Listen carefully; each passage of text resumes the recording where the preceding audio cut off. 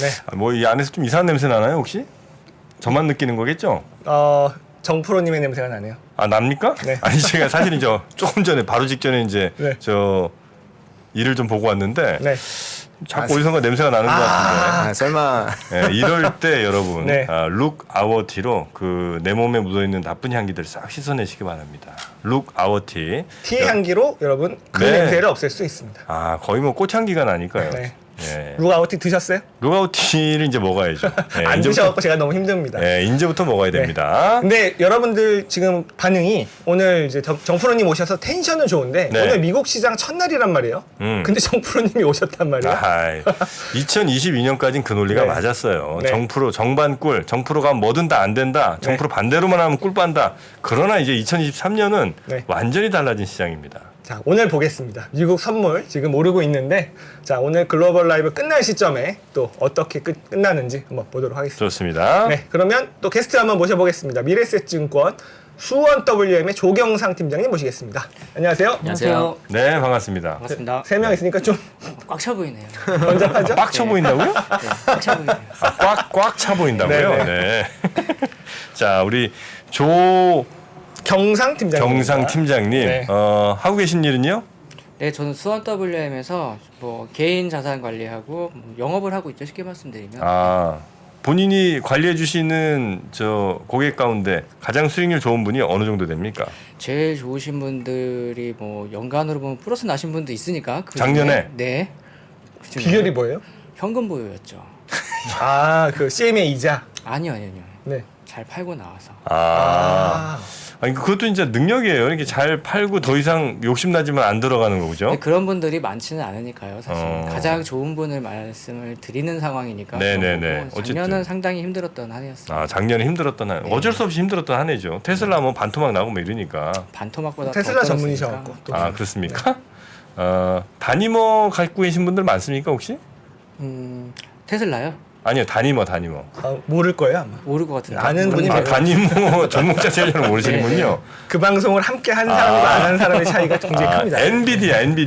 엔비디아요? 네. 엔비디아 갖고 계신 분들은 좀 있어요. 아 그렇습니까? 네. 저도 거기 중 한 명입니다. 네. 이제 미국 주식 이제 몇 개 안 하는데 다니머, 네. 엔비디아, 퀄컴 또 뭐 있었나? 아니 이 정도가 대충 이제 생각이 납니다. 엔비디아는 재매수 하셨잖아요. 그랬었죠. 아마? 엔비디아가 한 3배 오르기 전에 사서 3배 오르기 전에 파시고 누가요? 청프로님이 그리고 그랬었나요? 퀄컴으로 갈아타시고 맞다. 엔비디아가 급등 출발했던 맞아. 그 기억이 납니다. 제가 흥고디아라고 했을 때 맞아. 팔았잖아요.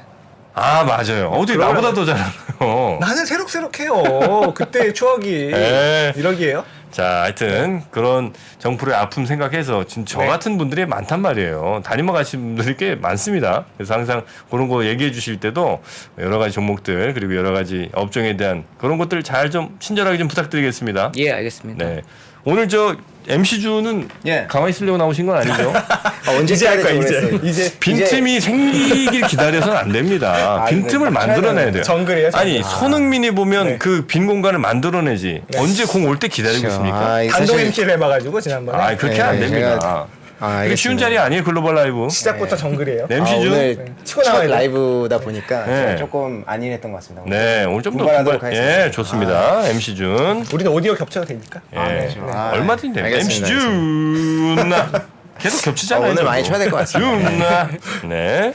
참고로 엔비디아는 저도 가지고 있습니다.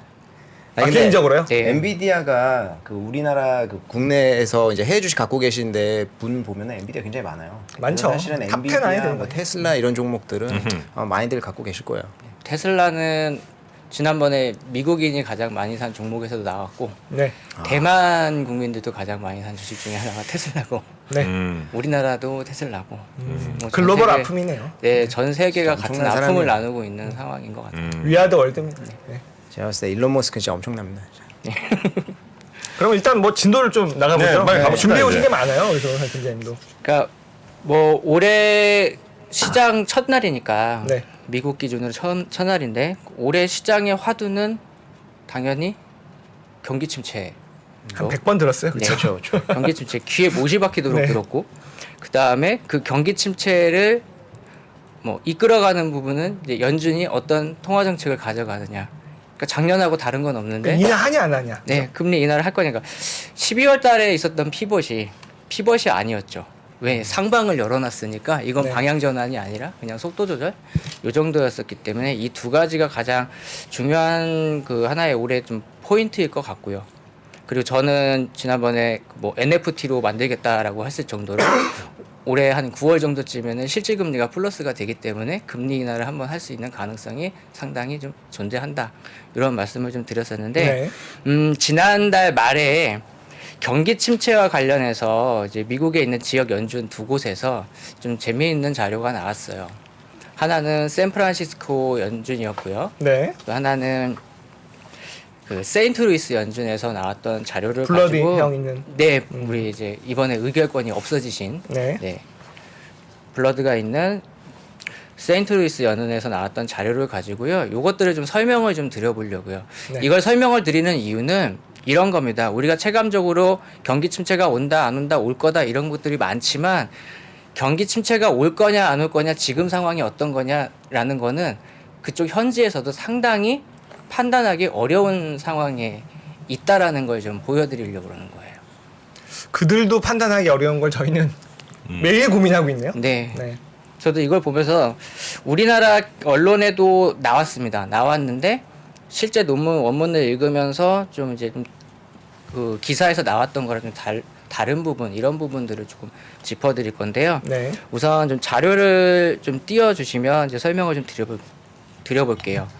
보통 우리가 경기 침체라는 걸 설명할 때 보통 제일 먼저 예측할 때 나왔던 게 장단기 금리 차를 많이 썼죠. 그렇죠. 네, 장단기 금리 차. 근데 연준에서는 이 지표는 그렇게 중요하지 생각하지 않는다라고 제가 몇 번을 말씀드렸습니다. 왜냐하면 이 역전이 일어난 후에 어느 정도 시기 안에 침체가 왔었느냐 이런 부분들에 대해서 좀 어느 정도 통계적으로 일치하는 부분들은 찾지를 못했고 그냥 횟수로만 봤을 때 이 역전 현상이 일어나니까 침체가 왔었다.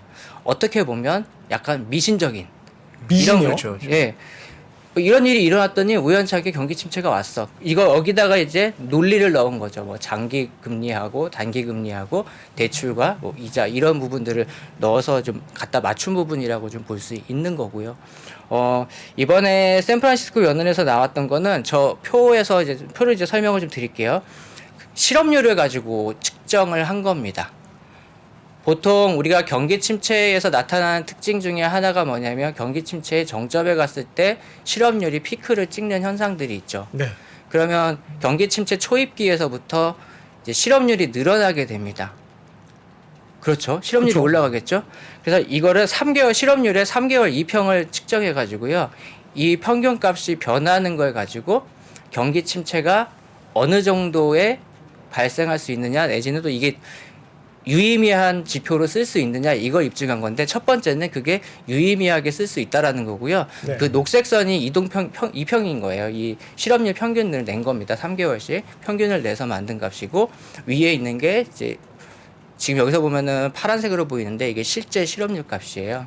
요걸 가지고 보면은 저 회색 음영 있는 부분들하고 움직였을 때 경기 침체에 대한 예측력이 있었다라는 부분을 다음 슬라이드에서 좀 설명을 해주고 있습니다. 다음 슬라이드 좀 보시겠습니까? 네. 위에 있는 거는 수익률 곡선을 가지고 경기 침체를 한번 일치시켜 본 거고요. 네. 밑에 있는 부분들은 아까 말씀드린 실업률의 이평선하고 맞춰서 한 건데요. 이 금리 역전보다 그 이 빨간 선이 이 실업률 이평을 가지고 만들어 본 값을 가지고 경기 침체 시기와 놓고 봤을 때 더 가까이 붙어 있다라는 겁니다. 그럼 조금 더 예측력이 있다라고 볼 수 있다라는 그런 결론을 내린 거죠. 이 자료에서는. 밑에 있는 거요? 네, 밑에 있는 표를 보시면은 이제 자료 이제 닫아 주셔도 되고요. 아니, 저 어려운 그림 표현, 어려운 아니 저 그림을 보면서 밑에 있는 게 더 잘 맞는다는 걸 어떻게 아는 거예요? 지금 회색 음영이 경기 침체인 거고요. 네. 밑에 이제 파란색도 이렇게 꺾어져서 밑으로 가는 부분들 있잖아요. 이게 금리 차거든요. 이 금리 차하고 회색 음영하고 또는 저 빨간색 선, 갈색 선하고 했을 때 이 회색 음영과 얼마나 더 가까운 곳에 붙어 있느냐라는 걸 쓰는 나는 겁니다. 모르겠다. 저 그림을 너무 보고 어려운 걸 들고 틀린 나왔어요. 그림 찾기식 보는 건 줄 알았는데 내용은 그렇습니다. 하여튼 그래서 실업률이 더 나는 거예요? 그래서 이 실업률을 활용해서 썼을 때 그 경기 침체의 시기나 이런 부분들을 좀 네. 예측할 수 있다라고 해서 아니 근데 그 말씀이 저는 약간 좀 안 와닿는 게 경기 침체가 오면 당연히 실업률이 높아지겠죠. 그건 뭐 너무나 당연하잖아요. 근데 그게 예측력이 있냐고 본다면 예를 들어 장단기 금리차 같은 경우는 장단기 금리차 생기고 뭐 6개월 혹은 뭐 1년 안에 이제 경기 침체 온다는 거잖아요. 네. 그러니까 이건 우리가 예측이 가능하죠. 그러니까 물론 이제 안 올 수도 있지만 그래도 어쨌든 6개월 혹은 1년 뒤에 일을 이제 생각하는 거니까 예측이라고 할 수 있는데 저 실업률은 경기 침체와 동시에 일어나니까 저걸 무슨 예측이라고 할 수 있으면 현상이죠, 저거는? 그렇게 생각할 수도 있는데요. 네. 이 실업률을 그때그때 측정하는 게 아니라 3개월 단위의 평균값을 써가지고 네. 옮겨놓고 보면 예측력이 있다 없다는 이런 일이 발생하고서 1년에서 1년 6개월 이렇게 광범위한 시간보다 더 가까운 시기에 이 일이 일어나고 나서 가까운 시기에 경기 침체가 왔기 때문에 더 이 징후를 살펴보기에 정확하다. 한두 달 뒤에 오는 걸 알 수 있다는 거예요? 6개월 정도인 것 같아요. 6개월이요? 네, 통상적으로 6개월 그러니까 정도. 실업률이 높아지고 나서 6개월 후에 그 경기 침체 온다? 평균의 변화값이 0.5%를 넘어갔을 때 그건 마치 소득과 비교해서 소득도 당연히 경기 침체가 오면 줄어들지 않겠어요? 그럼 네. 소득의 변화율을 또 측정해 보면 아마 그 비슷한 값이 나올 것 같은데. 네, 그러니까- 그래서 네. 이 자료 밑에 나중에 보면은 주택 가격도 있고 다른 것들도 다 써서 했었는데 네. 저게 제일 가까운 제일 잘 맞는데요? 실업률이 제일 잘 맞다? 네, 이렇게 해서 결론을 지었고 우리가 언론에서 나왔던 거는 조만간 경기 침체로 가기 직전이다. 이렇게 이제 우리 기사에 이렇게 나와 있었거든요. 이런 자료를 가지고. 네. 여기서 결론은 어떤 거였냐면 아직 멘탈 괜찮으신 거죠? 예, 현재 약간 현재 목소리가 좀 떨리시는 것 같아서 지금 제가 뭐 여쭤보면서. 저 원래 이렇습니다. 순한 네. 맛이에요 아직. 현재 미국의 경제 상황은 확장 국면을 지나서 성숙기, 그러니까 거의 정점에 와 있는 상황이고 앞으로 만약에 침체가 온다라고 하면은 6개월 정도 후에 발생할 것 같다. 이렇게 결론을 지었어요. 근데 실업률은 지금 꿈쩍도 안 하잖아요. 네, 꿈쩍도 안 하죠. 근데 어떻게 6개월 뒤에? 과거에 이러한 수치를 보여줬을 때 이제 변하게 되면 이렇게 변할 거다라고 실업률이 하는 거죠. 오르는 것도 지금 예측을 하는 거예요. 네, 그러니까 다른 패턴들을 봤을 때 이렇게 예측을 하는 건데 저는 이게 조금 의아스러운 게 현재 실업률을 보면은 움직이지 않을 것 같아서 이게 애매하다라는 거예요. 아까 말씀드린 대로 경기 침체라고 하는 온다 안 온다에 대한 얘기가 있지만 네. 이걸 가지고 봤을 때 실업률 자체가 지금 거의 안 움직이고 있잖아요. 몇 달째. 그렇죠. 그렇기 때문에 이게 언젠가 실업이 일어날 거다라고 하는 부분들을 좀 생각해 본다 그러면 좀 있으면 조만간 이제 이번 주에 고용 보고서가 발표되잖아요. 네. 그렇죠. 12월에 그러면 이게 리테일이라든지 아니면 접객업의 해고율이 가장 높아지기 시작하는 달이 12월부터 1월까지가 해고가 많아야 되거든요. 계절적으로. 그럼 변화가 있었는지를 봐야 돼요. 근데 왜 12월에 많아요? 우리 쉽게 생각하면 이런 거죠. 쇼핑 시즌에 사람 막 고용했다가 시즌 끝났으니까. 단기 알바 뭐 네. 이런 식으로. 그런 식으로 해서 레이오프가 일어나니까. 12월까지는 고용해야 되는 거 아니에요, 그럼? 12월부터 해고가 늘어나기 시작하다가 1월에 정점을 찍고 다시 이 해고가 줄어드는데 그러면 이 12월 고용 보고서하고 이제 1월 달에 2월에 나오게 되는 1월 고용 보고서하고 이 두 가지를 보고 생각해 볼 수 있는데 지금 많은 부분들이 우리가 얘기하는 게 부족하잖아요. 지금 이 상황에서도 부족하다 그러잖아요. 그러니까요.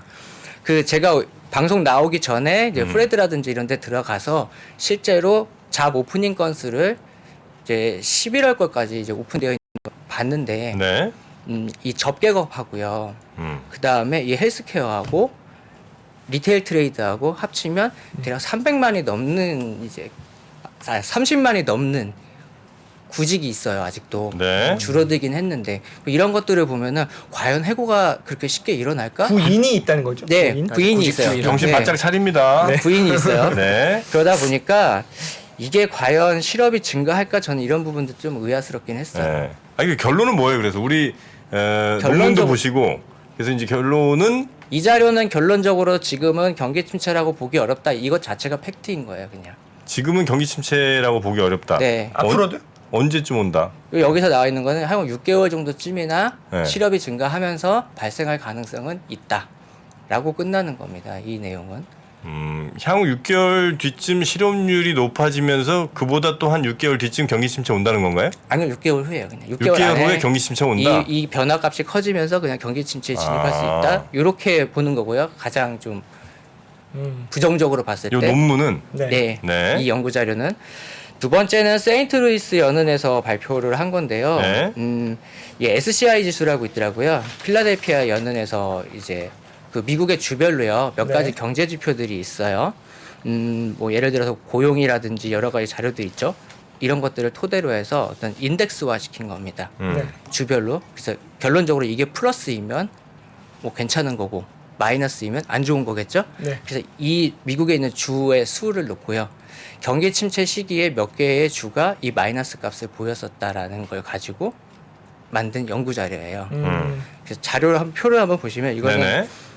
아주 그냥 직관적으로 보실 수가 있는데 직관이 너무 어려워. 이거 아니에요. 이게 어떻게 다음 이게 무슨 거예요. 직관이요? 이거 다음 거예요. 롤러코스터 아니에요? 저거예요. 롤러코스터. 아 요거예요? 네. 아. 그러면 통상적으로 평균적으로 26개 주에서 마이너스가 나왔을 때 경기 침체의 신호라고 볼 수 있다라는 거였고요. 네. 다만 저기 2008년 보면 금융위기 때잖아요. 네. 얘를 좀 특이한 상황으로 보기 때문에 얘를 빼놓고 보면 한 29개 주 정도가 이제 마이너스 수치를 보여줘야지 경기 침체로 볼 수 있다라고 하는 건데 지금이 10월 말로 보면 한 27개 주가 마이너스 값을 보이고 있다라는 거예요. 2개 남았네요. 그냥 경기 침체라고 보는 게 더 낫겠죠? 오히려 이렇게 놓고 보면은 저 위로 팍 치서 오른 게 경기 마이너스인 주의 수들인 건데 아. 경기 침체의 시기에는 평균적으로 저 숫자 넘어갔다라는 거죠. 26개. 아. 네. 근데 2008년을 제외하면 29개 주.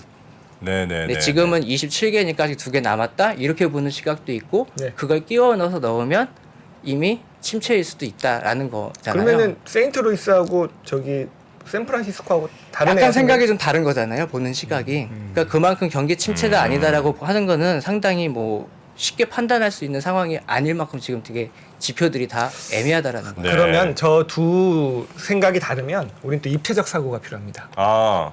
입체적 사고. 정프로의 입체적 사고. 일단 저 경기 침체 사실 이제 경기 침체도 중요합니다만 경기 침체가 중요한 이유가 뭐예요? 그들이 먹고 살기 힘들어서 그럴까요? 아닙니다. 그들이 먹고 살기 힘든 건 말건 우리에게 중요한 건 경기 침체로 인한 주가 하락이 있느냐 없느냐가 중요한 거 아니겠습니까? 우리에게 중요한 우리는 거. 그렇죠. 왜냐면 네. 우리는 이제 한국 사람이니까. 네. 근데 저는 이미 저 경기 침체를 이야기하는 뭐 세인트루이스든 혹은 뭐 미국의 수많은 전문가들 저 이야기들은 이미 저는 철 지난 얘기라고 봅니다. 이미 다 반영 다 끝. 네. 그래서 저는 미국 주식 뭐가 오를지를 잘 고르는 게 중요하지 이제 오르는 거는 어쩔 수 없는 데스티니. 데스티니 운명의 데스티니다. 네. 저는 그렇게 봅니다. 그래서 그 다음 꼭지로 이제 말씀을 드리려고 하는 게 그래요? 짜고 친 것 같아요. 아니 이어서 준비를 해왔거든요. 아, 네. 근데 네. 우연찮게 맞았는데 네. 작년에 가장 많이 피를 본 게 성장주였고요. 그리고 작년에 제일 수혜를 본 게 뭐죠? 에너지, 에너지. 그 다음에 뭐 방어주, 가치주. 필수 소비재들 필수 소비재. 얘네들이었잖아요. 보통 경기 침체 국면에서 수혜를 볼 수 있다라고 하는 것들 있잖아요. 필수 소비재. 네, 필수 소비재 이런 것들이 먼저 좀 많이 움직였기 때문에 사실 이 시점 되게 애매한 거예요. 통상적으로 대부분 경기 침체 지난주에 제가 방송에서 말씀드렸지만 경기 침체에 진입하면서 주가가 하락하는 패턴을 보였어야 되는데 네. 그러면 2000년대 닷컴 버블 때로 돌아간다 그러면은 떨어졌는데도 경기 침체 맞고 또 떨어졌는데 그런 걸 빼고 나면 나머지는 보통 정점이 경기 침체에 들어가면서 주가가 흘러내렸었잖아요. 네. 근데 작년 주식 시장을 보면은 경기 침체에 강하다고 할 수 있는 주식들은 그나마 좀 살아남았고 성장주들이 좀 많이 무너졌었습니다. 모든 게 다 선반영이라고 생각해도 됩니까? 그래서 저는 선반영이었을 거라고 좀 생각을 하고 그게 아니다 하더라도 이런 겁니다. 그럼 제가 오늘 던지고 싶었던 화두는 이겁니다. 그러면 성장주의 회복이 가능할 거냐라는 거예요. 성장주 회복이 가능하냐? 네, 리커버리가 가능할 거냐라는 부분이고, 그러니까 왜 경기 침체를 말씀드렸었냐면은 대부분의 투자자들이 내년에 당장 올해 당장 펼쳐질 수 있는 경기 침체가 온다고 하는데 주식이 이만큼이나 망가졌는데 또 망가진다라는 얘기가 나오기 때문에 굉장히 힘든 상황이거든요. 그래서 네. 그래서 먼저 경기 침체를 말씀드리고 이제 지금 말씀드리는 게 성장주가 회복이 가능하냐는 부분을 말씀드리고 싶었던 거고 네. 개인적으로 주말 동안 미국의 기준금리 그리고 국채금리 그리고 성장주의 지표인 나스닥 지수 얘네들의 상관관계라든지 시계열 분석들을 막 돌려봤는데 상당히 뭐 이렇게 유의미하다 뭐 이런 것들은 제가 찾기는 좀 어려웠었어요. 음흠. 다만 좀 하나 건진 거는 상관관계 분석을 하니까 뭐 금리하고는 나스닥이 있을 거고요, S&P가 있을 거고요, 다우지수가 있을 거예요. 얘네들의 어떤 상관계수나 상관성을 보이는 것들을 봤을 때는 그나마 좀 높은 수치를 보였던 게 나스닥이었습니다. 근데 그렇다고 해서 그게 유의미한 관계는 아니었고요. 그냥 민감도나 이런 부분들을 좀 봤을 때는 나스닥이 이 금리에 대한 민감도가 좀 높았는데요. 보통 경기 침체에 진입하면 어떤 일이 일어나죠? 통화정책. 통화정책 완화적으로 가겠죠. 네, 금리 인하를 하잖아요. 네. 금리에서 가장 민감한 반응을 보였던 게 나스닥이었기 때문에 이제 얘네들이 어느 정도는 회복해 줄 수 있는 기술적인 여건은 일단 하나는 확보하고 갈 수 있다. 네. 라는 부분들인 거고요. 그 다음에 우리가 지금 뭐 경기 침체다 아니다 판단하기가 어려운 이유가 바로 요 실업률 요 부분 하나가 제일 크잖아요. 네. 근데 이게 우리가 다 아시겠지만 구조적인 문제란 말이에요. 이제 미국에서 나타나는 코로나 때 대량으로 이제 퇴직한 사람들이 있었고 이민도 안 되고 하니까 수요는 많은데 노동 공급이 없는 이 구조적인 상황이잖아요. 항상 어떤 사회 현상에서 구조적인 문제가 나왔을 때 이걸 깨고 나갈 수 있는 어떤 하나의 방법을 우리는 항상 혁신이라는 말을 많이 씁니다. 혁신이나 기술 이런 것들을 쓰고요. 제가 대학원 다닐 때 가장 감명받았던 게 경제학이었는데 교수님들께서 하셨던 말들이 이거였어요. 경제학으로 설명이 안 되는 상황으로 이게 문제가 해소되는 거를 보통은 혁신이라는 말을 쓰는 거거든요. 성장주 자체가 내포하고 있는 것들이 어떤 구조적인 문제나 구조를 좀 개선시키기 위해서 가지고 있는 태생이 있단 말이에요. 이번에 인플레이션이라는 게 맨 처음에는 원자재의 문제였지만 이제 2차적인 문제로 왔을 때 본질적으로 미국이나 글로벌력의 유럽도 마찬가지예요. 구조적인 문제, 인구 통계학이든 뭐든 구조적인 문제가 있었던 부분들이 있잖아요. 이걸 해소할 수 있는 방법은 그러면은 키를 가지고 있는 애는 그러면 어쨌거나 기술주에 의존할 수밖에 없다라는 생각을 좀 가지고 있었고요. 그 다음에 다만 이 국면을 벗어날 때 우리가 제일 주의해야 되는 건 저는 이런 거라고 생각합니다. 기술주라고 해서요, 모든 기술주가 같이 리커버리가 되는 건 아닙니다. 그러겠죠. 네, 우리가 흔히 목석을 말하는 가려겠죠. 좀비 기업들이 나타날 수 있는 상황이 되기 때문에 대차대조표가 그러니까 재무제표가 아주 건전한 기업들 있잖아요. 이런 애들 중심으로 한다 그러면은 이 리커버리가 회복이 되는 것들은 상당히 빠르게 돌아올 수 있다. 저는 이렇게 결론을 내렸거든요. 오늘 얘기를 드리고 싶었던 게 성장주를 가지고 계신 분들이 앞으로 경기가 안 좋으니까 이렇게 저렇게 막 걱정을 하신다 하더라도 이 경기 침체라고 하는 부분은 어쨌거나 해소가 될 수밖에 없는 상황인데 네. 거기에서 누가 가장 빠른 회복력을 가져갈 거냐라고 봤을 때는 뭐 이번에 인플레이션 문제라든지 이런 것들을 봤을 때는 어쨌거나 제가 봤을 때는 기술주가 해결해줘야 되는 부분들이 네. 있어서 상당히 빠르게 복구될 수도 있다. 이 있다라고 말씀을 이제 드리고 보고 싶었어요. 계시는 거고 혹시 갖고 계신 여러 친구들 가운데 성장주들이 조금 비중이 된다고 볼 수 있을까요? 저는 제 고객님이나 저나 대부분 다 100%죠? 성장주예요. 네. 100%는 100%. 예, 감안해서 여러분들 참고하시기 바랍니다. 예, 네네. 알겠습니다. 하여튼 뭐 그래서 경기 침체 분위기가 좀 생겨나고 거기서 이제 연준이 좀 더 금리를 인하하는 그런 모양이 좀 나오면 결국 네. 다시 성장주는 갈 수밖에 없는데 그 가는 성장주들 가운데는 재무제표라든지 뭐 돈 버는 거 잘 되는 그런 숫자가 나오는 성장주 쪽으로 아마 빠르게 회복이 될 가능성이 높다. 이렇게 네. 이제 보신다는 거죠? 네. 특히 꼭 언급을 하자면 인공지능, 네. 인공지능하고 관련된 산업들 네. 이런 부분들일 거고요. 인공지능은 근데 아직 재무제표 나온 데 별로 없지 않아요? 엔비디아 있잖아요. 그리고 마이크로소프트 요렇게 해서 종목까지 끌어내는 겁니다. MC 준나 이런 빅테크 기업들 아시겠죠? 많이 건데 있잖아요. 아직 예, 많이 이런 걸로 배우잖아요. 종목까지 끌어내는 거예요. 사람 다 아는 거죠. MC 준나 GPT 좋아하시잖아요. 네. 많이 하고 챗- 놀죠. 네, GPT 챗. 그러면은 네. 그게 구글에게 되게 악재라는 얘기도 있던데 어떻게 생각하세요? 구글이 그래서 뭐 비상대책 회의도 하고 막 이랬었다고 하는데 실제로 써보면요 각각의 장단점이 있어요. 장단점이 있습니다. 근데 구글은 그런 거 못 만들어요? 그 정도? 그 정도 만들 데이터 없어? 아 그 정도 수준까지 가기는 조금은 아직은 아닐 것 같고요. 그렇게 대단해요? 이게 장단점이 있다고 제가 말씀드렸잖아요. 어떤 거냐면 보통 우리가 그 데이터를 분석한다라고 했을 때요. 사람의 직관을 가지고 데이터를 분석을 들어가야 되는 거거든요. 보통 네. 사람이 어떤 생각에 입각해서 그 데이터를 취득해서 그 값을 끌어와야 되는 건데 GTP 같은 경우에는 계속 기계 학습을 통해서 돌렸기 때문에 실제로 해보면은 원하지 않는 값이 안 나오기 때문에 계속 시행을 하거나 아니면 최종적으로 내가 원하는 값을 못 얻어가요. 그래서 아직까지는 사실은 제가 보기에는 재미 그리고 얘가 정확한 답을 주는 거는 이런 겁니다. 누구나 대부분 알만한 거. 네네. 아직까지는 그 정도 레벨까지는 아닙니다. 그 장단점이 있다는 네. 부분은 그런 부분을 말씀드리고 싶어요. 진짜 인공지능 그리고 진짜 메타버스 제일 잘할 회사가 어디냐고 물어보면 네. 진짜 전문가분들이 하는 얘기가 네. 마이크로소프트를 꼽습니다. 마이크로소프트가 최근에 인수한 회사들 네. 이런 거 잘 보면 오히려 뭐 메타니 뭐 이런 회사들보다 훨씬 더 메타버스 쪽에 더 앞서가 있거나 아니면 앞서가서 지금 준비를 하고 있다는 거예요. 그거 네. 여러분 놓치시면 안 돼요. 그 회사 같은 경우에는 네. 메타버스라고 하는 개념을 산업이랑. B2C가 아니라 B2B의 개념으로 접근을 하고요. 네.